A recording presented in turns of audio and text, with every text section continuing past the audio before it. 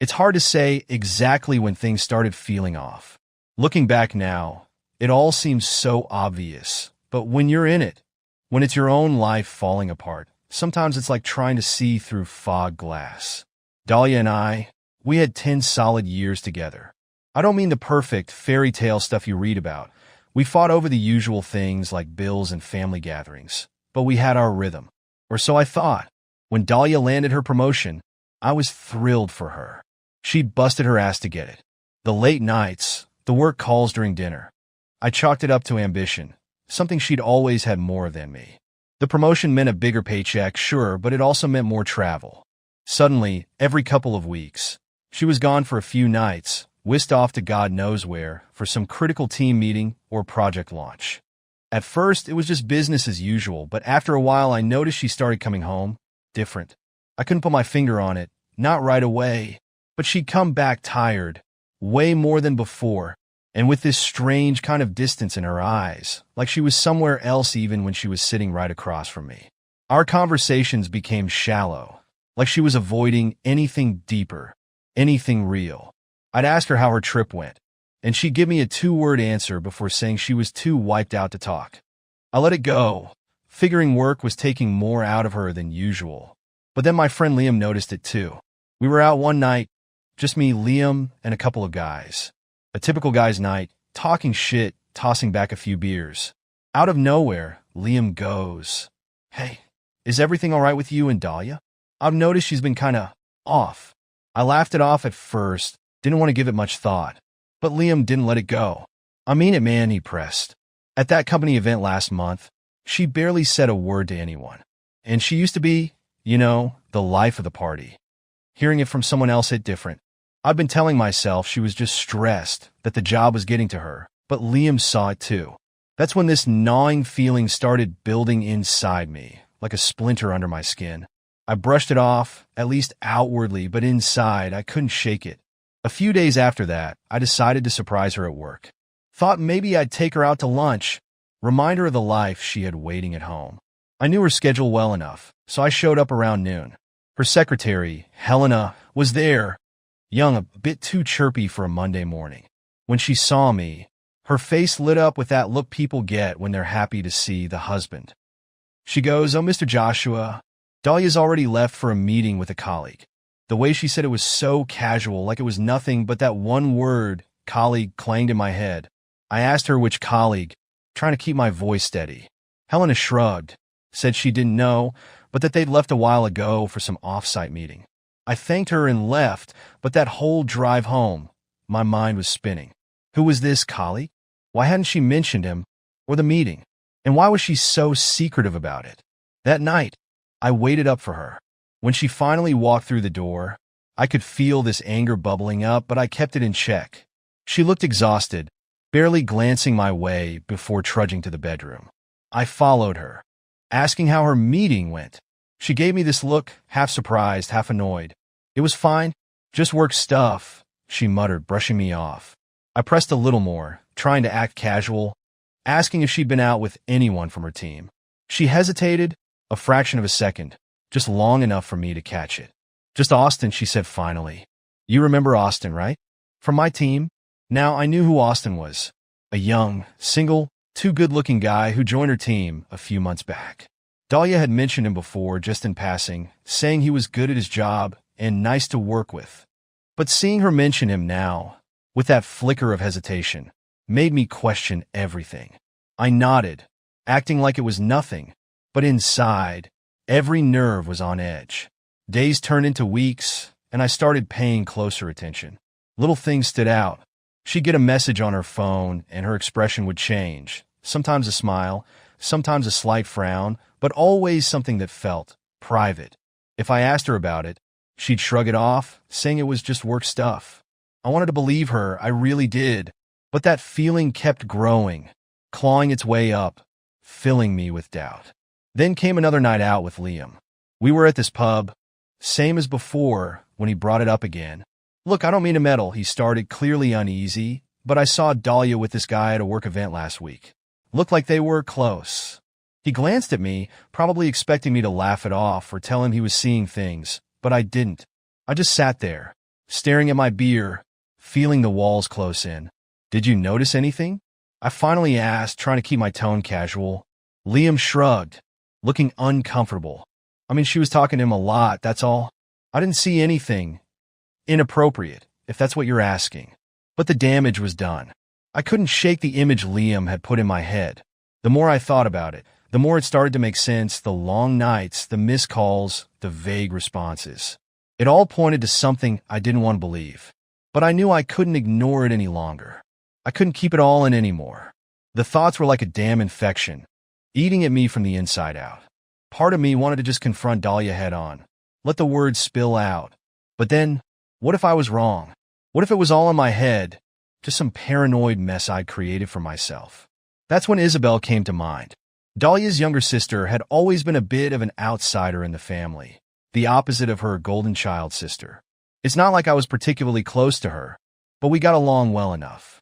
And I knew one thing for sure. She'd never been Dahlia's biggest fan. Maybe she'd noticed something I hadn't. Maybe she'd helped me see things clearly. So, one evening, after stewing in my thoughts for too long, I gave her a call. Isabel picked up after the second ring, and I heard her familiar, warm voice on the other end.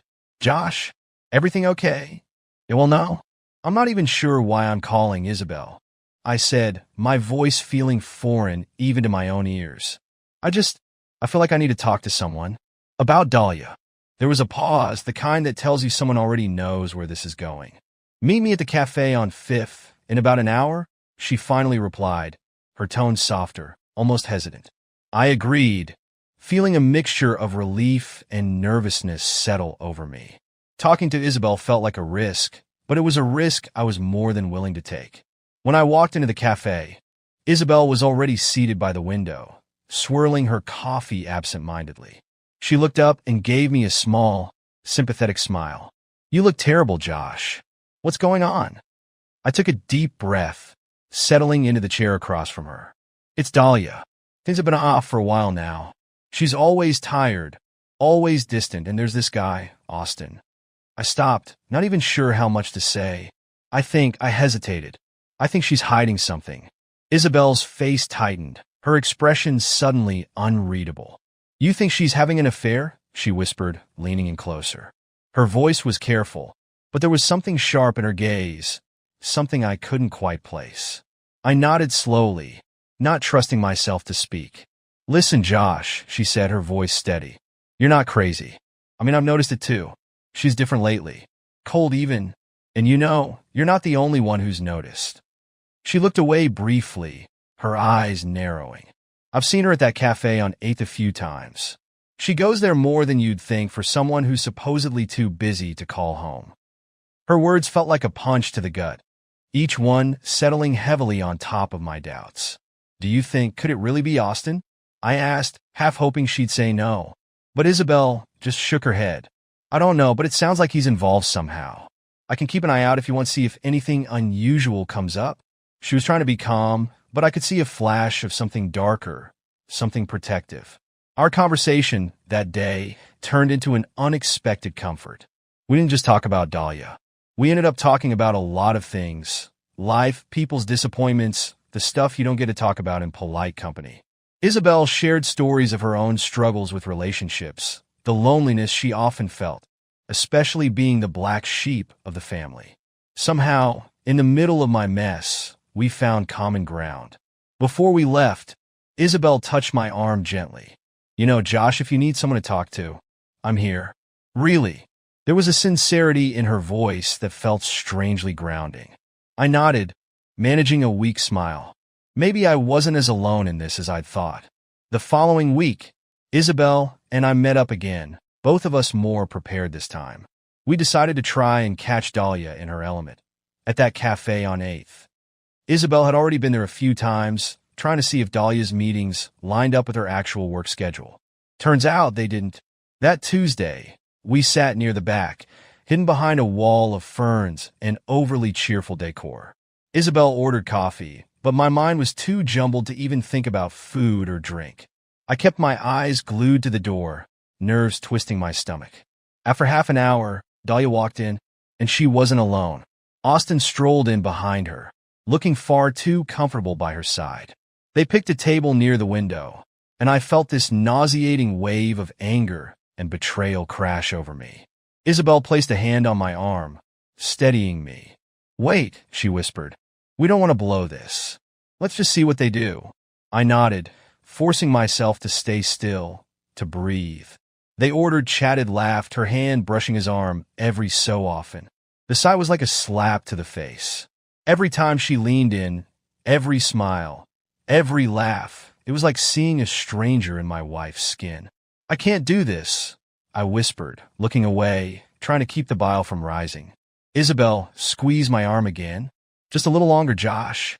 We'll get the answers we need." After what felt like an eternity, Austin left. I watched him go, wanting nothing more than to confront him, demand answers.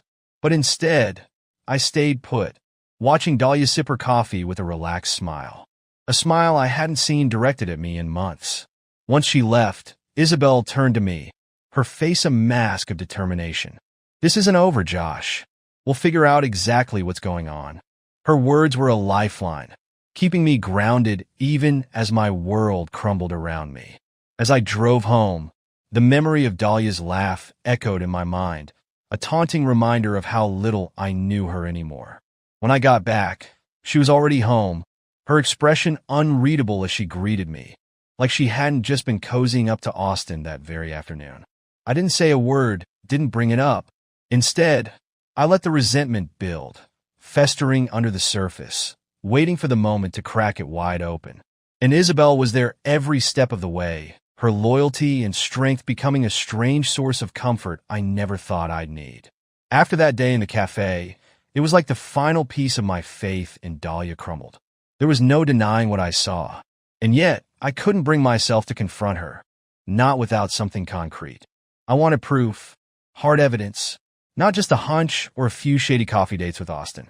If she was going to destroy everything we'd built together, she wouldn't do it with half-truths and excuses. Isabel and I had come up with a plan. She'd mentioned an upcoming corporate event Dahlia had talked about, some big gala or awards night, I don't remember exactly. What I did remember was that Dahlia had specifically told me I couldn't come. "It's just for employees," she'd said, a casual throwaway excuse that grated on my nerves. I nodded like a good husband, pretending I didn't care. But now, Isabel and I saw it for what it was, an opportunity. The night of the event, Isabel and I arrived early. We parked a good distance away from the venue, keeping ourselves out of sight.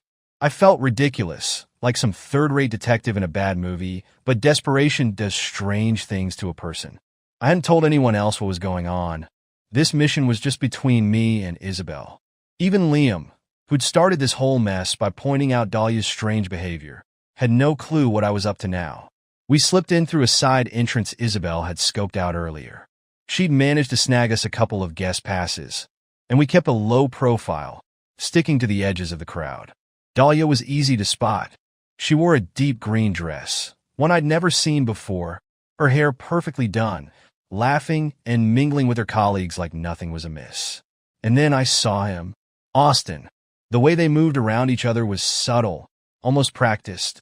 They'd keep their distance, then drift closer, as if pulled by some invisible string. At one point, I saw him lean in, whispering something in her ear that made her laugh. A laugh I hadn't heard in months. "Stay calm, Josh," Isabel whispered, sensing the tension coiled inside me. I took a shaky breath, keeping my eyes fixed on them. "I just need to know," I muttered, more to myself than to her. We stayed back, watching their every move, waiting for the moment they'd slip away. And then, as if on cue, Dahlia and Austin exchanged a glance, one that said more than words ever could. They walked out of the main hall, heading down a dimly lit corridor, toward a private area of the venue.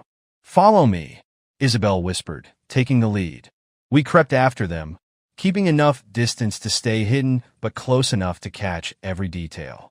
They disappeared through a door at the end of the corridor, closing it softly behind them. My heart was pounding so loud, I was sure they'd hear it. Isabel gently grabbed my arm. "Wait here. I'll go take a look." Before I could argue, she slipped forward, moving with a confidence I didn't know she had. I waited in that dark corridor, feeling every second stretch into eternity. Finally, she came back, her face pale but resolved. It's them. They're together. That was it. The truth, stark and ugly. Part of me felt like the ground had disappeared from under my feet. And yet, there was also a strange sense of relief. The doubts were gone, replaced by cold, hard certainty. I wasn't crazy. This wasn't all in my head. I can't believe it, I muttered, feeling more numb than anything. But Isabel wasn't done. There's something else, she said, glancing back toward the hall. She's not just involved with Austin. I think there's someone else trying to get her attention. I blinked at her, not quite processing. What? Oh, a guy named Brett. Younger, works in her department. I saw him trying to cozy up to her earlier. She laughed him off, but I don't know, Josh. I think she's enjoying all of this. The attention, the flirting. That realization was like a slap to the face. The woman I thought I knew, the one I'd trusted with every part of me, was now treating our marriage like a casual game. Just the idea of it made me sick. After that night, I knew I needed more than just Isabel's observations. I needed irrefutable proof. So I did something I never thought I'd have to do. I hired a private investigator, a guy named Andrew, who came highly recommended. I met him at a quiet bar a few days later, feeling like I was signing my life away with every word. Andrew didn't ask for any explanations. He'd heard it all before. He gave me a hard, assessing look before handing me his business card. You'll have what you need soon enough, he said, his voice all business. Over the next few weeks, Andrew provided me with more than I bargained for. Pictures of Dahlia with Austin, receipts from hotels, dinner bills. Every little detail was laid out in black and white, a brutal reminder of just how far things had gone. One night, as I sifted through the evidence in my kitchen, Isabel stopped by to check on me. She sat down across from me, glancing at the photos and receipts spread across the table. You okay? She asked, her voice gentle. Honestly, I don't know. I looked up, meeting her eyes. There was something there, a warmth and understanding I hadn't realized I'd missed. It's all so messed up. She nodded, reaching out to squeeze my hand. I know, Josh, but you're not alone in this. You got people who care about you. Her words hit me in a way I didn't expect. In that moment, Isabel wasn't just Dahlia's sister. She was someone who understood my pain, someone who'd seen the best and worst of me without judgment. We sat there in silence for a while, just existing in the same space, sharing the weight of everything we'd discovered. Isabel was my anchor, keeping me from drifting into a place I wasn't sure I could come back from. And somehow, despite the betrayal and heartache, a strange sense of calm settled over me. The more I dug into Dahlia's betrayal, the more the hurt twisted into something heavier, more toxic. I kept asking myself how she could do this, how someone I thought I knew could lie, manipulate, betray me in ways I hadn't even imagined. But the evidence was undeniable, and no matter how many nights I spent staring at the photos, receipts, and hotel bills, it didn't change the fact that she had wrecked the life we'd built together. In those quiet, heavy moments, Isabel was my only refuge. She was the one person who didn't just know about Dahlia's affair. She felt its impact just as deeply. Maybe it was because she knew Dahlia better than anyone, or maybe it was because she, too, had been sidelined, overlooked in ways that left their own scars. Whatever it was, we shared a connection I hadn't expected, a lifeline I desperately clung to as my world unraveled. One night, Isabel came over with a bottle of bourbon, the kind of strong, cheap stuff that goes straight to your bones. She sat across from me in the dim light of the living room, the table between us covered in papers and photos, a crime scene laid out in black and white. Are you sure you want to keep these? She asked, her voice barely more than a whisper. She gestured to the pile of evidence Andrew had compiled. I mean, you've already got more proof than you need. I shrugged, taking another swig. I don't know, I guess I just can't believe it's real. She nodded, her eyes softening in that way that seemed to cut through my anger, hitting me right where the sadness lived. Yeah, I get that. She reached out, placing her hand over mine. Her touch was warm, steady, a grounding force I didn't realize I'd needed. We talked that night, Not just about Dahlia, but about our lives, our frustrations, our disappointments. I opened up in ways I hadn't allowed myself to with anyone else, sharing things I'd locked away for years. Isabel listened, never judging, her presence a quiet reassurance that maybe I wasn't as alone in this mess as I felt. And then, there was this moment. A silence hung between us, thick with everything left unsaid. I glanced down at her hand on mine, feeling a flicker of something I hadn't felt in a long time. A warmth, an attraction that I tried to push away, but it stayed lingering, tempting. I whispered, not sure what I wanted to say, or if I should even be saying anything at all. She looked up, her eyes meeting mine with an intensity that sent a shiver down my spine. Josh, she stopped, her voice catching. For a moment, I thought she'd pull away, that we'd leave it at that, a line not to be crossed. But she didn't. Instead, she leaned closer, her hand still resting on mine, her breath warm against my skin. And before I knew it, we crossed that line, a boundary we both knew we shouldn't cross but did anyway. What started as a gesture of comfort turned into something more, something that was both a betrayal and a release. In that moment, all the anger, the betrayal, the hurt, none of it mattered. For the first time in months, I felt something real, something honest. When it was over, we sat there, neither of us saying a word. I expected regret, shame, anything that would remind me of the life I was leaving behind. But instead, there was only a quiet acceptance, a strange sense of peace in the chaos. Isabel looked at me, her gaze steady, her expression soft but serious. It doesn't have to mean anything, she murmured, almost as if she were talking to herself as much as to me. I mean, maybe it's just the hurt, the anger. I nodded, not trusting myself to speak. I didn't know what it meant, or if it even mattered. All I knew was that for the first time in a long time, I felt seen, understood in a way that went beyond words. Over the next few days, I tried to focus on the task at hand. I met with Andrew again, going over the latest batch of evidence, preparing myself for the inevitable confrontation with Dahlia. Every time I thought about it, I felt the anger rise, a bitterness that tasted like ash. But then I'd think of Isabel, of that night we shared, and somehow it made the whole thing a little more bearable.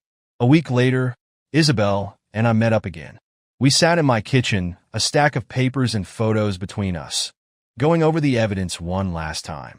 It was strange, surreal, like we were planning a takedown, a coup against the woman who had wronged us both. But there was something else there too, an unspoken understanding that went beyond Dahlia, beyond revenge. It was just us. "Are you ready for this?" she asked, her voice steady but her eyes filled with something softer, a hint of worry. I looked at her, feeling the weight of everything settle on my shoulders. "Honestly, I don't know, but it's time. I can't keep living like this." She nodded, reaching out to squeeze my hand. "I'm here, Josh. Whatever you need." Those words, simple as they were, hit me harder than anything else. Isabel was there, through the worst of it, through the moments of doubt and anger and confusion. She was there when I had no one else to turn to, when the life I thought I knew crumbled at my feet. The next morning, I woke up with a strange sense of clarity. I'd spent months living in the shadows, piecing together a betrayal I never saw coming, clinging to the anger and hurt like a lifeline. But now, it was time to confront it, to lay everything bare and let the chips fall where they may. Before I left, I sent Isabel a text, a simple message. "Thank you for everything." I didn't expect a response, but a few minutes later, my phone buzzed. "You're not alone in this, Josh. Remember that."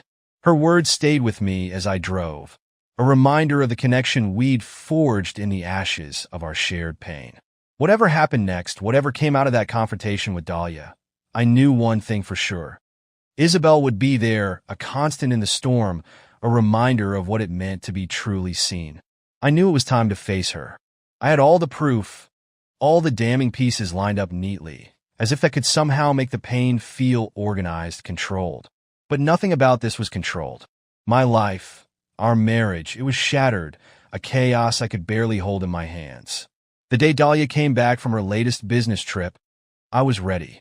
I waited for her in the living room, The evidence spread out on the coffee table like some twisted display, a testament to every lie she'd ever told me.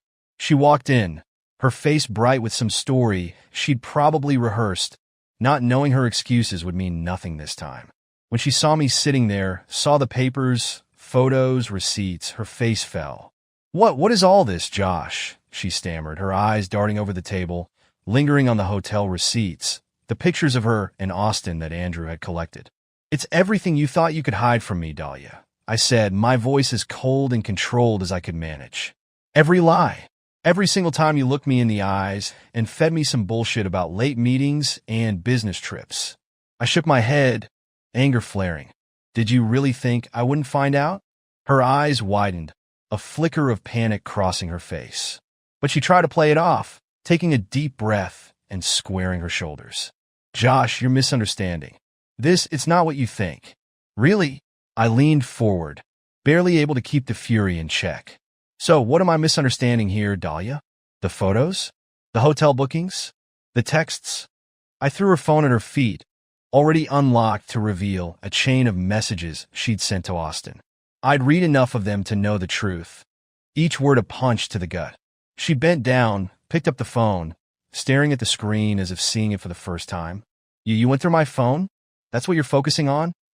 I laughed bitterly, feeling the anger morph into something darker, a disgust I could barely contain. "You're a piece of work. You know that. After all this, all the years I trusted you, you turn this around and try to play the victim?" She flinched, her face crumpling for just a second before she caught herself. "You don't understand, Josh," she said, her voice low, almost pleading. "You haven't exactly been there for me lately. You've been distant cold. I was alone in Austin. He was there. That hit a nerve." I stood up, barely holding back. "Don't you dare pin this on me. I wasn't the one sneaking around, lying to your face. You made the choice, Dahlia. You chose to step out, to betray everything we built together." My voice cracked, and I hated that I still felt that raw hurt, that she still had that power over me. She threw her hands up, as if she were the one wronged. "And what about you, huh? You're not so innocent either. I know about you and Isabel." The accusation hung in the air, a bitter, poisonous thing. I blinked, caught off guard, but only for a second. I straightened, meeting her gaze with cold certainty. "Yeah, I'm not denying it. But don't twist this, Dahlia. This is about you. What Isabel and I have, whatever it is that came after. After you threw away our marriage for some cheap fling." She scoffed, her expression twisting with contempt. "You think you're so righteous, don't you? Like you haven't changed at all. Like you didn't just check out of our life without a word." "I checked out because you pushed me out." The words erupted, louder than I'd intended, my voice breaking with a mixture of rage and heartbreak. "I tried, Dahlia.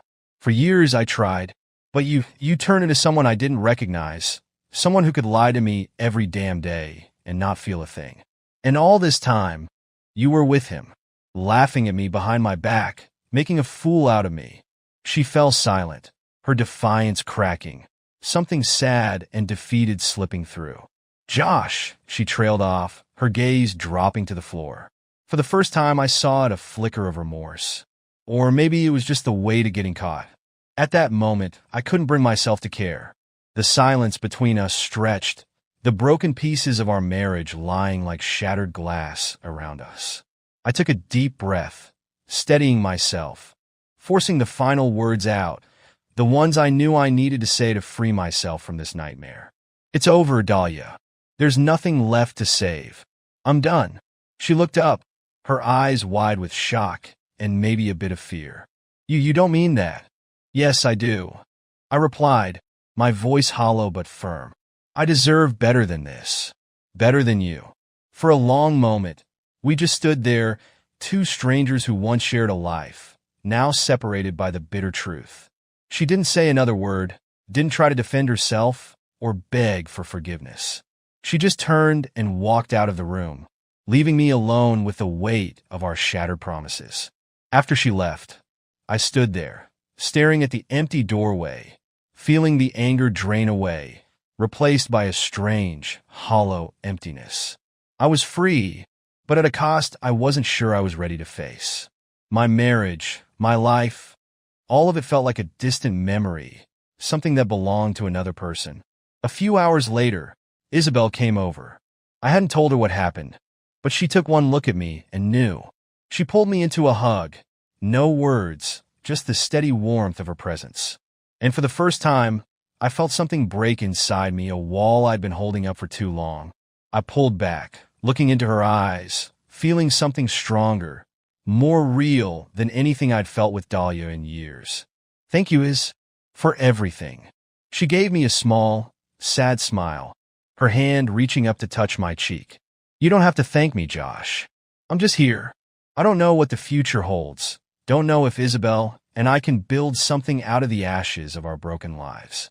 But in that moment, I felt a glimmer of hope, a small piece of myself I thought I'd lost forever. Whatever happened next, I knew I wasn't alone. The days after that confrontation with Dahlia felt like an open wound. The anger had faded, leaving a raw emptiness, a strange stillness in the life we'd once shared. She moved out that night. No dramatic goodbyes, just a few mumbled words about needing space. I didn't argue. There was nothing left to say, no words that could undo the damage. I just watched her leave, feeling the weight of a life now divided. In those early days, Isabel was there for me in a way I didn't expect. She stayed close, keeping me grounded through the worst of it. There were nights when she'd come over, and we'd just sit together in silence, not needing words. She had this way of making the loneliness feel a little less sharp, a little less like a constant reminder of what I'd lost. One evening, she showed up at my door with a bottle of wine and a crooked smile. "Thought you could use some company," she said, her voice gentle but steady. I let her in, grateful for the comfort her presence brought. We settled in on the couch, the silence between us easy, familiar. As we drank, the conversation turned to memories of our shared past, childhood moments that had almost faded, buried under years of life and loss. We laughed, reminisced, filling the space with stories that reminded me of a simpler time, a time before betrayal and heartbreak. At one point, she turned to me, her eyes soft, almost hesitant. "You know, I never thought we'd end up here like this." I nodded, a bittersweet smile crossing my face. "Me neither. But maybe it's not such a bad thing." I paused, searching for the right words. "You've been here for me, Is, in ways I didn't even know I needed. And I just don't know what I'd have done without you." Her gaze softened, and she reached out, her hand covering mine. "You don't have to do this alone, Josh. Whatever you need, I'm here." In that moment, I felt a quiet certainty, a sense of peace I hadn't known in a long time. It wasn't about rushing into anything new. It was about allowing myself to heal, to feel something other than anger and hurt. Isabel and I hadn't planned any of this, hadn't expected the closeness that had grown between us. But life has a way of surprising you, of finding beauty in the most broken places. Over the next few months, we took things slow, letting our relationship grow naturally, without the weight of expectations. Isabel was patient, understanding, never pushing me to move faster than I was ready for. She knew the hurt I carried, the scars Dahlia had left behind, and somehow, she managed to give me space while staying close enough to be there when I needed her. One weekend, we took a trip to a cabin she'd rented up north. It was a small, quiet place by the lake, surrounded by towering trees and the gentle sounds of nature. We spent the days hiking, talking about our dreams, our fears, all the things we'd kept hidden for too long. It felt like a fresh start, a way to let go of the past and look forward to something new. One morning, as the sun rose over the lake, painting the water in shades of orange and pink, Isabel turned to me, a quiet smile playing on her lips. "I never thought I'd find happiness here, with you, after everything that happened. But, I don't know. This feels right." I looked at her, feeling that same sense of peace settle over me. "It does," I agreed, pulling her close, my heart steady for the first time in months. Maybe this is exactly where we were meant to end up. Over time, my friends noticed the change. Liam was the first to mention it one night, as we sat around a fire in his backyard, the familiar warmth of friendship easing the scars I'd carried for so long. "You look happier, man," he said, nudging me with a grin. Guess things worked out with Isabel? Huh? I nodded, a genuine smile tugging at my lips. Yeah, she's something else. The guys exchanged knowing looks, offering quiet words of support that I hadn't known I needed. For the first time in ages, I felt whole, like I was finally moving forward instead of looking back at the pieces of a life that no longer fit. And then came the hardest part, filing for divorce. It wasn't about revenge or anger anymore. It was about closure, about letting go of something that had once meant everything to me, but had since turned into a reminder of betrayal. I went through the motions, signing the papers, attending the meetings, feeling that final weight lift as I closed the chapter on Dahlia. When the divorce was finalized, Isabel was there, waiting for me outside the courthouse. She didn't say a word, just wrapped me in a hug, her arms warm and steady, grounding me in a way I hadn't felt in years. For the first time, I felt like I could finally breathe, like the weight of the past had lifted, leaving room for something new. We stood there, in that quiet, unassuming moment, feeling the relief settle over us. Isabel pulled back, her gaze meeting mine, a hint of a smile playing at her lips. So, what now? I took a deep breath, feeling a newfound sense of freedom, a fresh start just within reach. Now we make a life for ourselves, a real one built on honesty, built on us. From that point on, Isabel and I focused on the future, letting the scars of the past heal in their own time. It wasn't perfect, no relationship is, but it was real, and it was ours. We faced the tough days, the moments of doubt, together, building a bond that felt deeper, more honest than anything I'd known before. One evening, as we sat on the porch of our new place, watching the sun dip below the horizon, Isabel reached for my hand, her fingers intertwining with mine. Josh, I know this journey has been a mess, and it's taken us places we never thought we'd go, but I wouldn't trade it for anything. I looked at her, feeling the truth of her words resonate within me. Neither would I. I never thought I'd find you. But here we are. And with that, I let the past fade, knowing that I'd found something stronger, more resilient, in the arms of someone who'd been there all along. Life had thrown us together in the most unexpected way, but sometimes the most broken paths lead to the places we're meant to be. As the night settled around us, I knew that whatever came next, Isabel and I would face it together. And for the first time in a long time, I felt ready to let go, to build a future from the ashes, knowing that this new beginning was finally, truly mine.